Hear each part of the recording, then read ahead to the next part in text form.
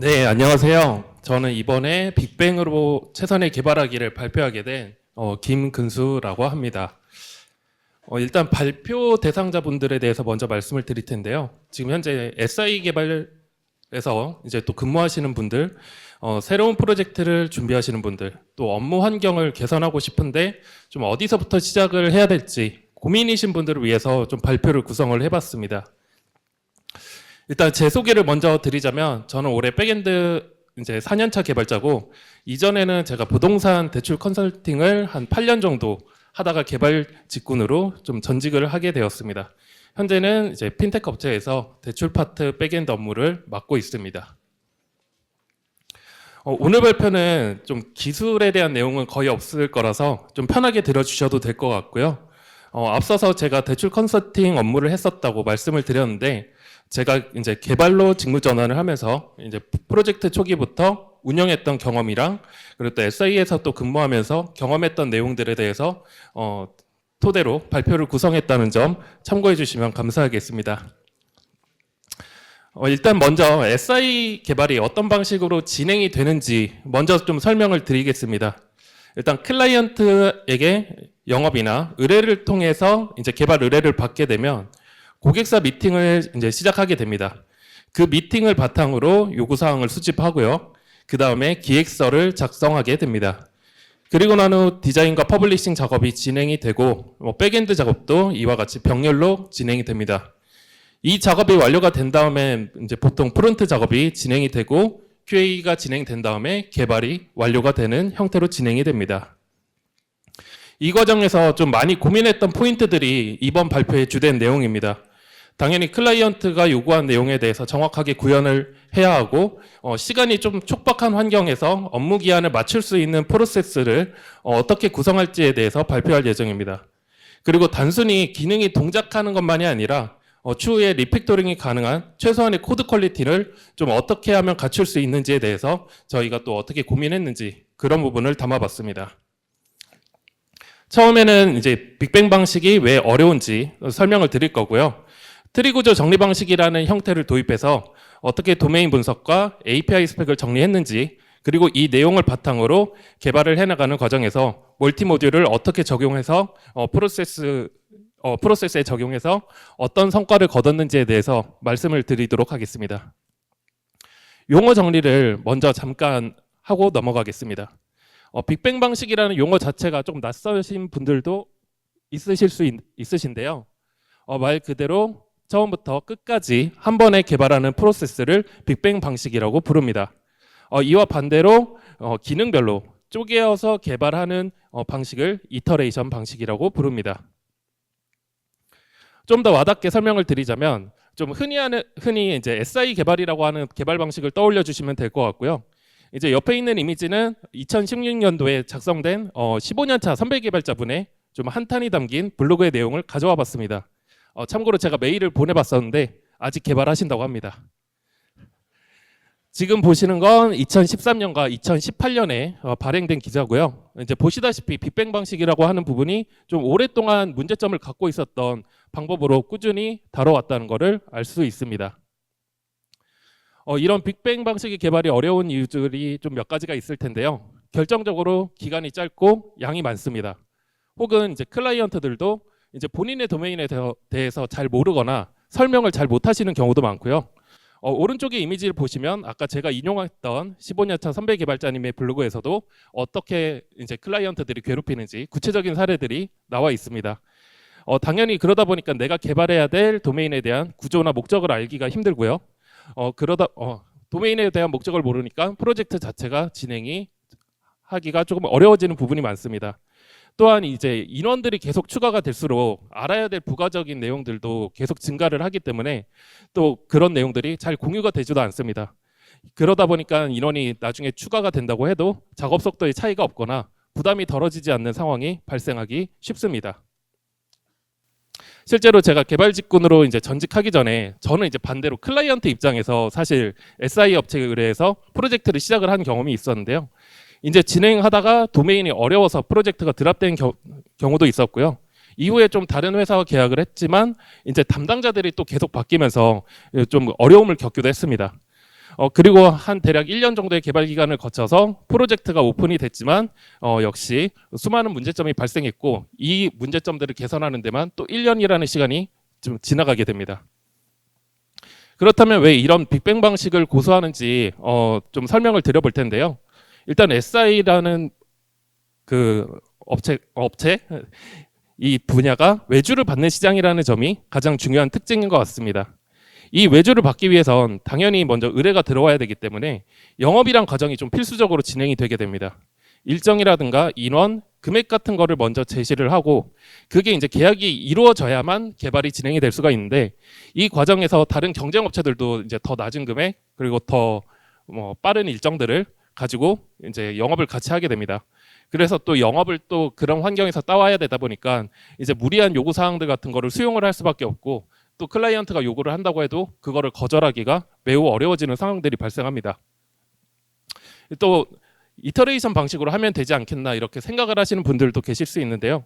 저도 이 개발은 이터레이션 방식으로 하는 게 저도 정답에 가깝다고 동의하지만 현실적으로 사업적인 요소 때문에 좀 적용하기 어려운 부분이 많습니다. 클라이언트마다 좀 다 다르긴 하지만 특히 개발에 대한 경험이 없거나 혹은 조금 회사가 수직적인 문화를 갖고 있으신 분들은 빅뱅 방식의 어떤 개발들을 더 선호하시는 경향이 있습니다. 이터레이션 방식으로 진행하게 될 경우 일단 영업 단계에서부터 쉽지 않습니다. 일단 개발 단가를 물어보는 클라이언트들한테 좀 정확하게 답변하기 어렵고 금액을 정확하게 답변하지를 못하다 보니 당연히 영업이 제대로 될 일은 없을 것 같습니다. 그래서 어쩔 수 없이 빅뱅 방식의 형태, 작업 형태로 이제 조건을 제시를 하게 되고 그리고 또한 대부분의 회사들이 기획팀이 사실 좀 많이 부족한 회사들이 많습니다. 그렇기 때문에 이러한 이터레이션의 어떤 사이클로 돌아가기에도 회사의 어떤 전체적인 리소스가 부족하기 때문에 프로젝트를 관리하는 것들이 전반적으로 좀 어려워진다는 부분들이 많습니다. 이 모든 과정을 다 거쳐서 이제 기획이 좀 마무리가 됐다고 가정을 해보겠습니다. 일단은 먼저 엄청난 양의 기획 문서를 개발자들이 확인을 해야 합니다. 그리고 단순하게 기획 리뷰를 하는 것만 해도 거의 2시간 이상 소요가 되고 있고 이런 내용들을 사실 장시간 듣다 보면은 좀 프로젝트에 대한 이해도 자체가 부족한 채로 회의가 마무리되는 경우가 대부분이고 대략적으로 어떤 얘기를 했었는지는 기억을 하고 있기는 하지만 프로젝트가 만들고자 하는 전체적인 구조를 파악하지 못한 상태로 개발에 착수하는 경우가 훨씬 더 많은 것 같습니다. 또한 프론트 입장에서도 좀 많은 업무 부하가 생길 수밖에 없는데요. 프론트의 특성상 기획이랑 디자인 그리고 백엔드 이렇게 많은 부서와 가장 소통을 많이 하고 그리고 앞서 보여드렸던 프로세스 순서상에서도 프론트가 맨 밑단에 위치를 하고 있기 때문에 다른 부서에서 작업이 미비하다든가 오류가 발생하는 경우에는 프론트에서도 작업이 계속 지연이 될 수밖에 없습니다. 그럼 이제 남은 기간을 맞추기 위해서 프론트는 또 계속 짧은 시간 안에 많은 개발을 해내야 되고 그런 것들이 계속 프론트에 업무 부담을 주는 요인이 되기도 합니다.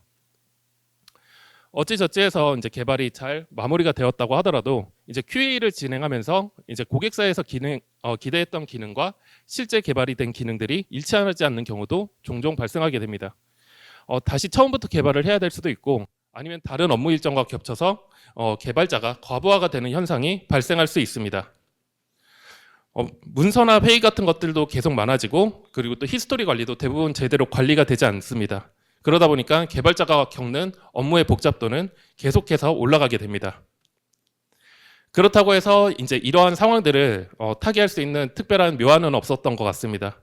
해결 방법을 좀 찾고자 했고 좀 가장 큰 문제점이라고 생각했던 업무 복잡도를 낮추고 그리고 우리가 해야 되는 태스크들을 명확하게 만들고자 노력을 했습니다. 그래서 이런 문제들을 해결하고자 적용했던 프로세스에 대해서 본격적으로 설명을 드려보겠습니다. 우선 트리 구조 정리 방법에 대해서 먼저 설명을 드려볼 거고요. 이를 통해서 도메인 분석과 API 스펙을 정리를 하고요. 멀티모드를 이용해서 어떻게 개발에 적용했는지 그리고 업무 분배와 최소한의 코드 퀄리티를 어떻게 관리했는지에 대한 전략들에 대해서 소개를 드리도록 하겠습니다. 먼저 제가 제안드리고 싶은 부분은 이제 트리 구조로 정리를 하는 방식인데요. 오른쪽 이미지를 보시면 됩니다. 트리 형태로 프로젝트의 내용을 정리를 하시면 되는데 왼쪽을 시작으로 오른쪽 방향으로만 계속 정리를 하는 게 포인트입니다. 지금 예제 이미지를 보시고는 조금 불편한 분들도 계실 수 있지만 뒷부분에서 이 방식이 어떻게 활용되는지 좀 더 구체적으로 말씀드리겠습니다. 구조 자체를 표현하기 때문에 단순히 문장으로 구성된 글보다도 직관적으로 전체를 설명하기 수월하고요. 전체를 파악하기 쉽기 때문에 그만큼 논리적인 오류를 발견하기도 매우 쉬워진다는 것이 이 정리 방식의 장점입니다. 그러면 트리 구조로 어떻게 도메인 분석을 정리할 수 있는지도 설명드리겠습니다. 문서나 회의를 통해서 이제 파악했던 이제 최상위 개념들을 먼저 설정을 해 주시고요. 해당 개념에 대해서 어떠한 개념인지 명확한 정의를 해주시면 됩니다. 그리고 최상위 개념이 가지고 있는 하위 개념을 분류를 하거나 혹은 그 개념이 갖고 있는 조건이나 특성 등을 정리해 줍니다. 도메인 특성에 따라서는 좀 하위 개념의 뎁스가 조금 더 많이 깊어질 수 있습니다. 그리고 모든 개념이 다 정리가 되셨다면 이 분류된 내용들이 맞는지 검토하고 수정하는 작업도 계속 필요합니다. 조금 더 구체적인 이해를 돕기 위해서 예시 이미지를 보여드리도록 하겠습니다. 투표 거래 시스템이라고 하는 도메인을 가지고 분석해 보도록 하겠습니다. 최상위 개념이 뭔지는 뭔지 따로 설명드리지 않아도 될 정도로 명확하게 파악하실 수 있으실 겁니다. 토픽과 캐시 그리고 보유자산이라고 하는 최상위 개념으로 구성되어 있는 것을 보실 수 있고요.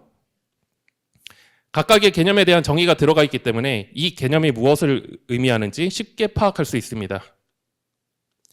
또 각각의 최상위 개념마다 가지고 있는 특성 그리고 또 하위 개념들을 나열한 것도 보실 수 있습니다.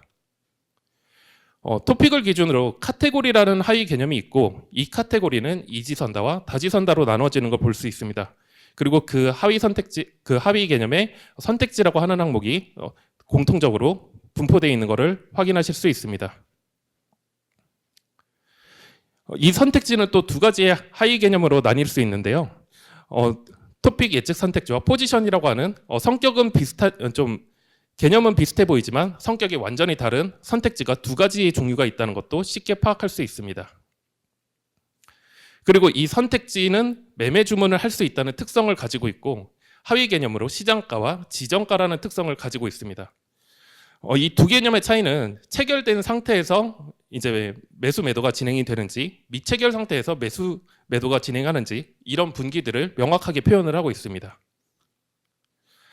도메인 분석에서 저는 이 부분이 가장 하이라이트라고 생각을 하는데요.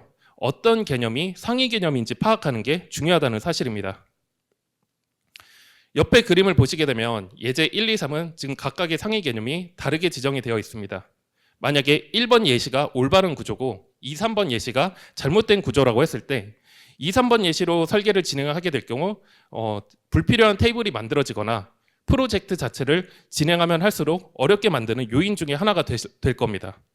이러한 이유로 어떤 구조가 올바른 구조인지는 충분하게 분석이 들어가야 할 수 있고 이런 작업은 한 번의 작업으로 정확하게 파악한다는 환상은 버려야 한다고 생각합니다. 모든 영역에서 논리적인 오류가 발생하지 않을 때까지 계속 점검하고 수정을 해야 됩니다. 좀 더 수월한 작업을 위해서 기획 파트와도 꾸준하게 소통이 필요할 수 있고요. 만약에 필요한 경우라면 클라이언트와 직접 소통해서 도메인에 대한 분석을 제대로 파악하는 것이 매우 중요한 부분이라고 할 수 있습니다. 또한 라이프 사이클을 설계하는 데도 굉장히 좀 용이한 방법 중 하나가 되기도 합니다. 생성, 조회, 수정, 삭제 같은 라이프 사이클이 있다고 하면 그거에 대한 로직들이 어떻게 진행이 되며 어떠한 객체들이 어떻게 묶어줘야 되는지를 한 번에 정리할 수 있다는 장점이 있습니다. 그렇기 때문에 복잡한 로직의 관계성을 파악하기가 쉽고요. 화면에서 보시다시피 각 로직에 필요한 객체의 집합을 빠르게 확인할 수 있기 때문에 이를 통해서 명확한 트랜잭션의 범위를 지정할 수 있게 됩니다. 또한 여기서 잘못된 구조가 혹시라도 나오게 된다고 하더라도 모든 내용들을 한 번에 살펴볼 수 있기 때문에 별도의 코드 작성 없이 논리적인 오류를 이 단계에서 미리 예방을 할 수 있게 됩니다. 조금 더 복잡한 도메인으로 예제를 좀 설명드려 보겠습니다. 주택담보대출이라는 도메인이 있다고 하면 여기서 확인할 수 있는 최상위 개념들은 다음과 같이 정의가 된다는 걸 아실 수 있고요. 건축물은 하위 개념이 아파트, 빌라, 오피스텔, 단독 다가구 같은 형태로 있다는 걸 알 수 있고 각각의 규제 지역이라는 하위 개념이 있다는 것도 바로 아실 수 있습니다. 거래 유형은 각 거래 유형마다 이제 참고해야 되는 필드들이 어떻게 달라지는지도 바로 확인하실 수 있고 명의의 종류는 총 3가지라는 것도 바로 확인하실 수 있습니다. 채무자의 조건 같은 경우에는 이제 결혼을 했는지 미혼인지 기혼인지를 먼저 확인한다는 사실을 바로 파악할 수 있고, 여기에 따라서 뭐 채무자가 이제 본인이 채무자로 들어간다든가 배우자가 채무자로 들어가야 될 때 확인해야 되는 상황들이 어떻게 달라지는지도 빠르게 확인할 수 있습니다. 특히 할인 조건을 보시면 저는 또 이런 부분들이 트리 구조의 정리 방식의 가장 큰 장점이라고 생각을 하는데요. 이제 미혼인 사람이 왜 다자녀 할인 여부를 확인해야 되는지 좀 이해가 되시는 분 계실까요? 이혼을 한 경우에도 사실 조건상으로는 미혼으로 체크가 되기 때문에 미혼이라고 하더라도 이런 다자녀 여부를 확인을 해봐야 이 사람이 할인 조건의 대상이 되는지 안 되는지를 파악할 수 있기 때문에 이러한 정보들을 체크하는 것들이 필요합니다. 사실 이런 부분들은 좀 일반적으로 좀 파악하기가 조금 힘들거나 좀 챙기기가 어려운 부분이 될 수가 있는데요. 이렇게 트리 구조로 작성을 하시게 되면은 좀 내가 이해하기가 쉽지는 않지만 어떤 부분을 이해하지 못했는지 좀 쉽고 빠르게 캐치할 수 있게 됩니다.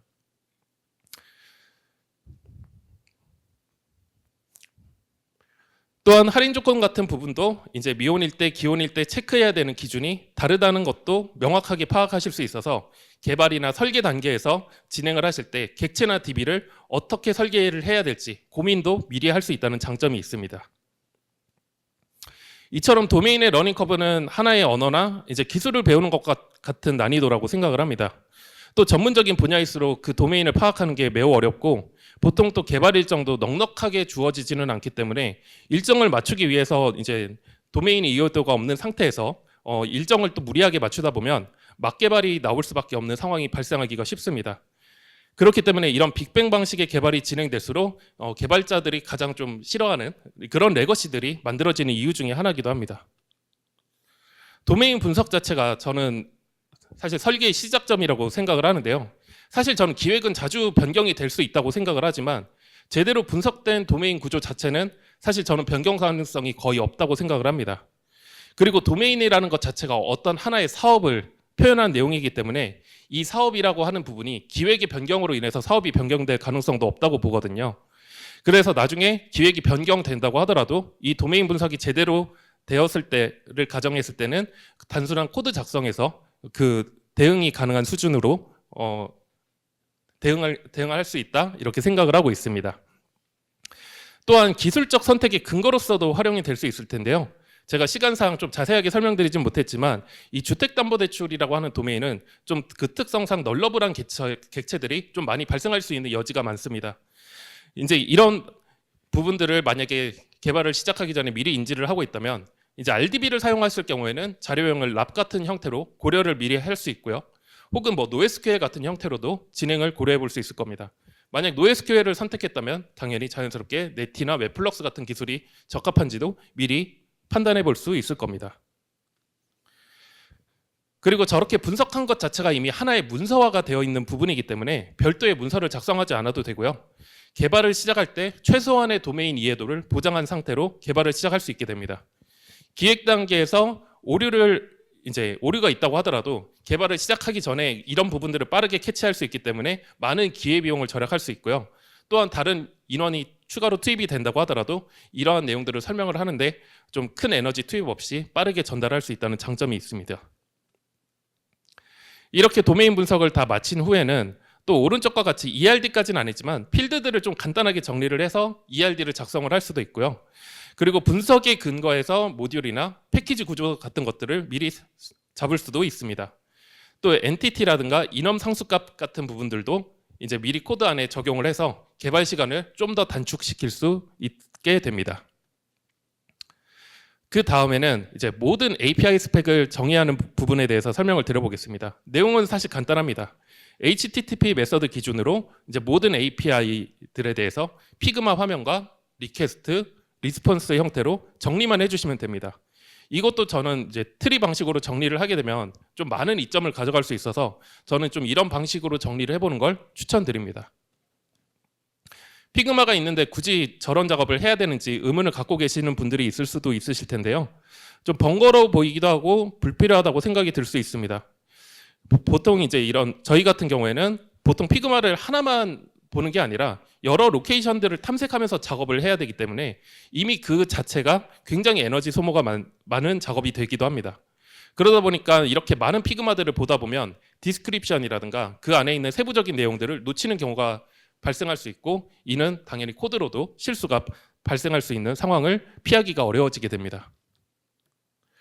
그리고 트리 구조로 정리를 하셨을 때 API 호출 관계가 복잡한 경우에도 이런 방식으로 정리를 하시게 되면은 이제 필요한 API들을 바로 확인할 수 있다는 장점이 있습니다. 이제 회원 가입 API라고 하는 기준으로 이제 포스트 방식의 어떤 API가 하나 있다고 가정해 보겠습니다. 피그마 화면을 기준으로 리퀘스트, 리스폰스가 나눠지고요. 그리고 또 그 피그마 옆에를 보시면은 또 두 개의 API가 더 있다는 것을 쉽게 확인할 수 있습니다. 만약에 한 장의 피그마에서만 이거를 확인을 했다면 API가 물론 많은 분들이 API가 더 나와야겠구나 머릿속으로 생각을 하실 수 있지만, 내가 아닌 다른 사람들이 작업하거나 혹은 작업을 하는 당사자들도 이제 작업을 하다 보면 이런 부분들을 순간적으로 놓치고 작업을 할 때가 있습니다. 하지만 이렇게 구조를 명확하게 트리 구조로 잡아주고 시작을 하시게 된다면 놓치는 API 없이 이제 작업을 매우 쉽게 진행할 수 있다는 장점이 있고, 일단은 피그마에서 탐색하는 시간 자체를 줄여줄 수 있기 때문에 이런 부분들이 개발자에게 굉장히 많은 인지적인 부하를 낮추는 효과를 갖고 올 수 있습니다. 이 API 스펙을 이제 다 하셨다면 이제 이 화면 정리된 화면만 보면 되기 때문에 그 또 전반적인 시간들을 아낄 수 있는 부분도 작용할 수 있습니다. 저희가 실제로 작업했었던 내용들을 영상의 일부로 좀 보여드리도록 하겠습니다. 보시면 이제 피그마 화면이 작지만 작게 보이고 그 아래로 리퀘스트, 리스폰스들이 정의가 되어 있는 것들을 확인하실 수 있고요. 또한 옆으로 뎁스가 깊은 항목들이 몇 개 보이실 텐데요.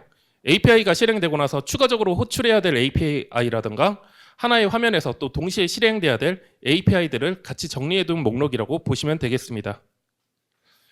이렇게 API 스펙이 모두 정리가 되셨다면 이것을 바탕으로 컨트롤러와 리퀘스트, 리스폰스를 먼저 코드로 작성해 주시면 됩니다.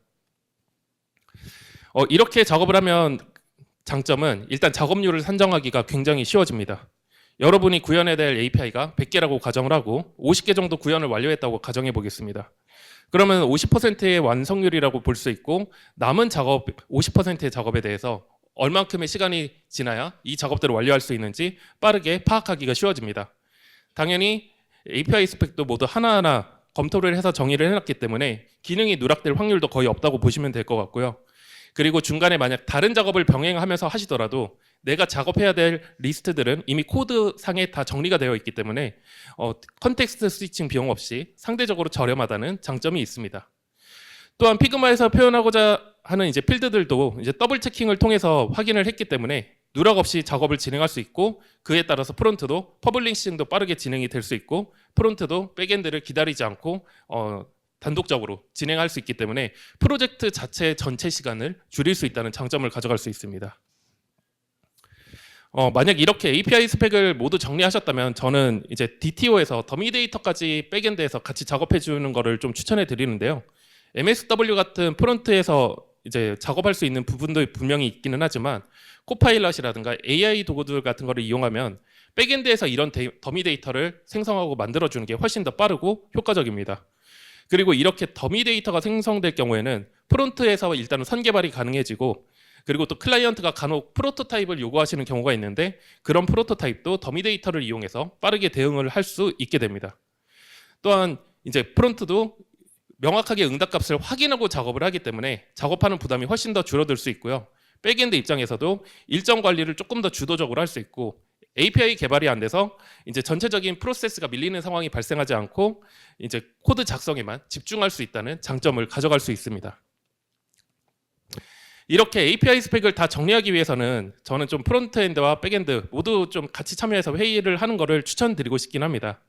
물론 또 개발 일정이라든가 이제 상황상 모두 참여하기 어려운 경우가 발생을 할 수 있는데 전반적인 프로젝트에서 세이브가 되는 시간이 훨씬 더 많기 때문에 이 부분은 좀 다른 개발자 분들이 부담스러워한다면 좀 충분한 설득을 통해서 좀 같이 참여하는 방향으로 설득해 보시는 것을 좀 추천드려 봅니다.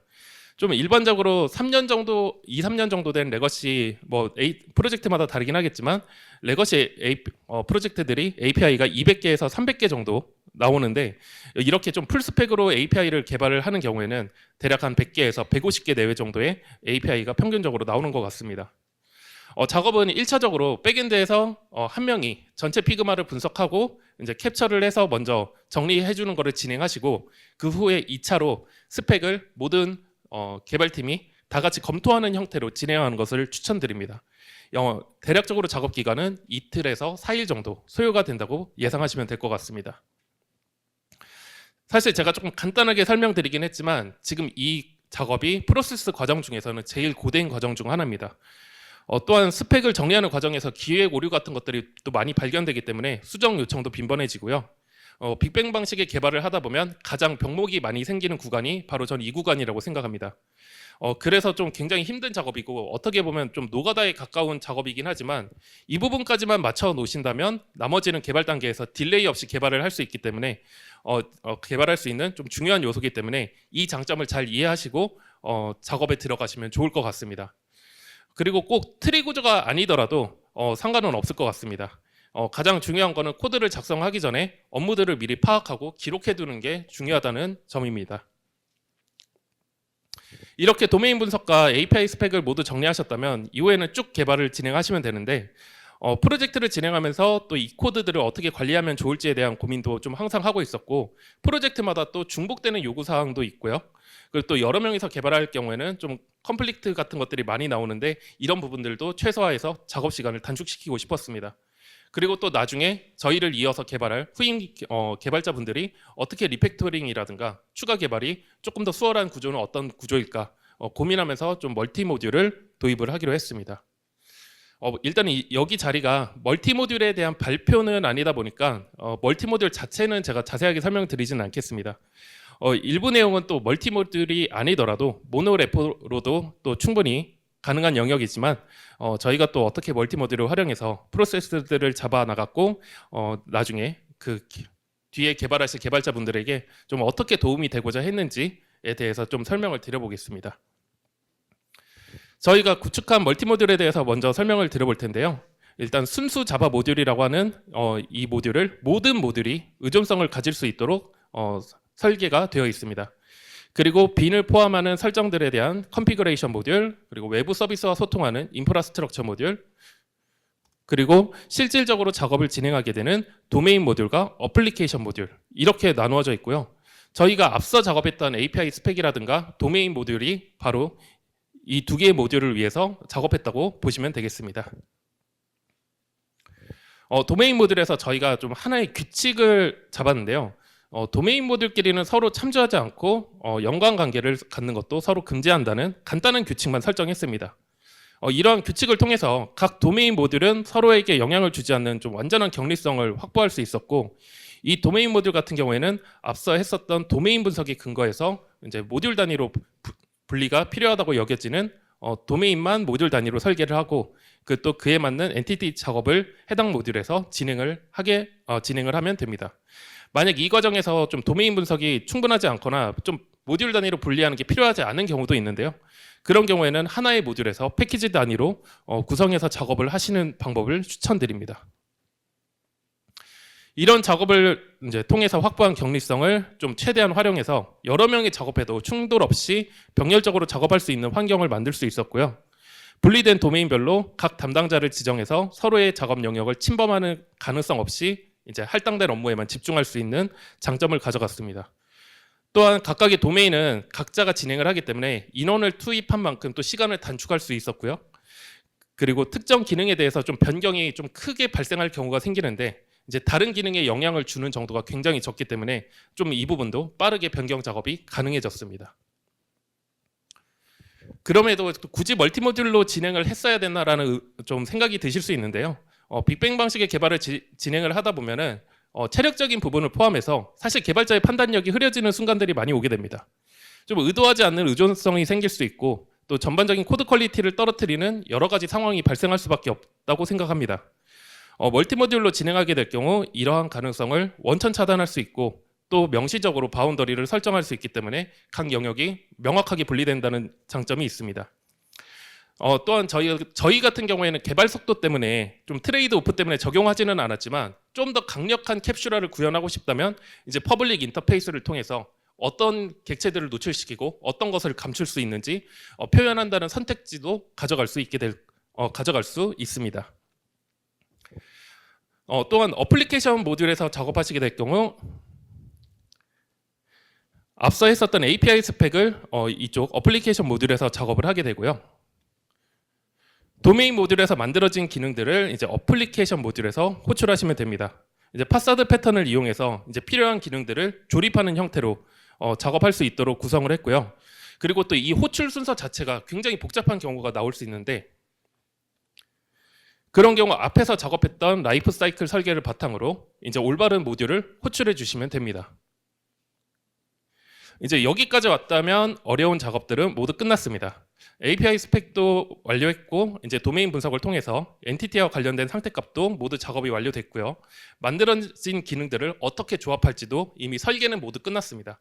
이때부터는 신나게 코드만 작성을 해주시면 됩니다. 그리고 또 새로운 기술을 추가하는 경우가 발생할 수 있는데 이때도 좀 멀티모듈의 장점을 10분 활용할 수 있을 것 같습니다. 저희도 재사용 목적으로 멀티모듈을 도입한 이유도 있었기 때문에 저희가 스프링 이벤트라고 하는 기술을 어떤 프로젝트에서 적용했다 하면 스프링 이벤트가 필요한 도메인 모듈 쪽에서 의존성을 참조하는 형태로 적용할 수 있도록 구성했습니다. 그리고 이러한 기능들이 불필요한 모듈 같은 경우에는 의존성을 참조하지 않으면 끝이기 때문에 이제 필요한 기술들만 선택적으로 참조할 수 있다는 것이 가장 큰 장점이었고, 그리고 또 모든 모듈이 같은 기술 스펙을 공유할 수 있다는 부분 때문에 전반적인 프로젝트를 관리하기가 매우 수월해진다는 장점이 있었습니다. 또한 각각의 모듈에는 의존성이 또 명시적으로 관리가 되기 때문에 어떤 프로젝트에서 어디에 의존을 하고 있는지 또 그에 따라서 나중에 추후에 리팩토링 할 때 좀 더 쉽게 분리할 수 있다는 장점을 가져갈 수 있습니다. 또 테스트에 대한 얘기를 안 할 수 없을 것 같은데요. 사실 노력은 했지만 좀 높은 커버리지를 달성하는 것은 조금 어려운 부분이 많았습니다. 특히 이런 빅뱅 방식의 개발을 진행하다 보면 또 테스트하기 어려운 코드들이 또 작성이 되는 경우가 많은데요. 이 도메인 모듈을 좀 저희가 좀 적절하게 분리를 했기 때문에 좀 이런 테스트하기 어려운 거대한 메서드들이 탄생할 확률을 좀 상대적으로 낮출 수 있었고 좀 일반적으로 진행했을 때보단 그래도 테스트를 작성하기가 용이한 코드들이 나오기 좀 쉬웠다고 생각을 합니다. 그리고 또한 저희가 비즈니스에서 저희가 나름대로 중요하다고 생각하는 핵심적인 부분은 단위 테스트를 또 작성을 할 수 있도록 작성하려고 좀 노력을 했습니다. 앞서 설명드렸다시피 저도 그렇고 많은 기업들이 또 SI로 개발을 시작하는 경우가 많습니다. 서비스가 커져갈수록 좀 빠른 기능 추가가 중요한 경우가 많고 그러다 보니까 관리되지 않은 코드가 증가하고 전체적인 프로젝트 구조를 파악하는 것 자체가 힘들어지는 경우가 발생합니다. 그렇게 될 경우 서비스가 계속 커져갈수록 불필요한 서버 비용이 증가하거나 인프라 비용도 갑자기 엄청나게 증가하는 순간이 도래할 수밖에 없습니다. 인계를 받은 개발자분들이 나중에 리팩토링이라든가 프로젝트를 분리하는 것이 필요한 순간이 올 텐데 이제 저희는 여기에 대한 배려도 필요하다고 생각을 했습니다. 프로젝트 초창기에는 사실 간단한 구조이기 때문에 단순하게 나눠도 상관없을 수 있습니다. 뭐 또 개발 경험이 있으신 다른 분들도 아시겠지만 사실 기능들이 계속 추가가 될수록 프로젝트 전반적인 의존성과 복잡도는 계속 증가를 할 수밖에 없게 될 겁니다. 그래서 멀티모듈 구조로 진행을 하게 될 경우 이제 기존에 있었던 기능들을 어플리케이션 모듈에서 이제 별도의 프로젝트로 분리한 이후에 그 프로젝트 목적에 맞는 도메인 모듈들을 선별적으로 참조함으로써 쉽게 리팩토링이 가능한 구조로 만들 수 있었습니다. 이게 경우에 따라서는 프로젝트가 또 너무 많아지는 경우에는 이제 빌드 시간이 좀 길어진다는 단점이 있기는 한데 그럴 경우에 또 별도의 프로젝트를 분리한다고 하더라도 시간이 좀 많이 소요가 되지 않도록 구성을 했습니다. 저희가 이렇게 프로세스를 적용해서 내놓은 성과들도 한번 같이 공유 드리자면 첫 번째 프로젝트에서는 저희가 2개월 정도 진행했고 백엔드 프론트 한 명씩 배정해서 진행을 했습니다. 앞서 설명드렸던 API 스펙, 도메인 분석 같은 프로세스를 적용해서 작업을 진행을 했고요. 순수하게 코드를 작성하는 시간만 기준으로 했을 때 150개의 API를 30일 정도 시간 안에 모두 완료할 수 있었습니다. 그리고 두 번째 프로젝트에서도 이제 2달 정도의 시간이 똑같이 소요가 됐고 총 API는 113개라는 어떻게 보면 앞선 프로젝트보다는 좀 더 적기는 하지만 더 어려운 구현 내용이 좀 포함되어 있었기 때문에 좀 더 많은 인원이 투입됐습니다. 인원도 투입이 많이 되고 내용도 조금 더 복잡한 프로젝트였지만 42일 만에 모든 코드 작업을 완료하고 QA까지 완료했습니다. 이 발표를 통해서 좀 제가 전달드리고 싶었던 메시지는 진짜 빅뱅 방식의 개발이 힘들고 어렵다는 점입니다. 그래도 어떤 부분들이 프로젝트를 좀 어렵게 만드는지 좀 정확하게 알고 있다면 좀 개선이 가능하다는 것도 전달드리고 싶었습니다. 또 저희와 같은 상황의 개발자분들이 많으실 거라고 생각을 하는데 좀 그런 상황들을 타개할 수 있는 영감을 조금이라도 받아가셨다면 저는 이번 발표에 대해서 좀 성공적이라고 생각을 할 수 있을 것 같습니다. 저희 경험을 발판 삼아서 조금 더 좋은 답을 찾으실 거란 기대도 한번 담아봅니다. 또한 SI도 좋은 개발 환경을 만들 수 있을 것 같다는 가능성도 보게 됐습니다. 다양한 도메인을 분석하면서 개발자로서 성장할 거리도 찾을 수 있고 SI 개발이라고 하는 부분이 현재는 사실 부정적인 워딩이 좀 강한데 이런 부분들이 긍정적인 워딩으로 바뀔 수 있지 않을까 하는 생각도 들기도 했습니다. 그만큼 또 좋은 개발자들이 또 많이 필요한 곳이라고 저는 생각을 하고요. 이제 서비스 기업도 예전에 비하면 지금은 굉장히 많은 개선이 이루어졌지만 SI 같은 경우는 사실 아직까지는 그 정도를 따라오지는 못한 것 같습니다. 이런 SI 개발 문화들도 조금 더 개선되길 바라는 마음으로 발표를 준비했습니다. 당연히 이 모든 과정에서 저 혼자 만드는 건 불가능했고요. 동료들의 도움이 있었기 때문에 가능했습니다. 이제 프로젝트 진행하면서 어려움도 많고 힘든 부분이 있었지만 같이 논의하면서 개선해 나갔고요. 제가 또 발표를 지금은 이렇게 혼자 나와서 하고 있긴 하지만 같이 해주셨던 백엔드 팀원분들, 프론트, 기획팀 이 모든 분들의 노고가 이 발표에 담겨져 있습니다. 그래서 저는 이분들이 숨어있는 좀 공동 발표자라고 말씀을 드리고 싶습니다. 그리고 또 함께했던 백엔드 팀원분들이 이 자리에 와주셨는데 이제 개인적으로 제가 팀원분들에게 말씀드리고 싶었던 거는 그동안 조금 같이 고생했던 시간들이 좀 이제 어떻게 보면 안 좋게 끝나서 좀 무의미하다고 조금 여겨져가지고 좀 많이 실망을 했던 좀 시간들이 있었는데 좀 제가 이렇게 많은 분들에게 전달할 수 있는 이야기가 우리가 만들어졌으니까 좌절하지 않고 앞으로 계속해서 열심히 해서 나중에 함께 다시 일하는 날이 왔으면 좋겠다는 말로 좀 발표 마무리하겠습니다.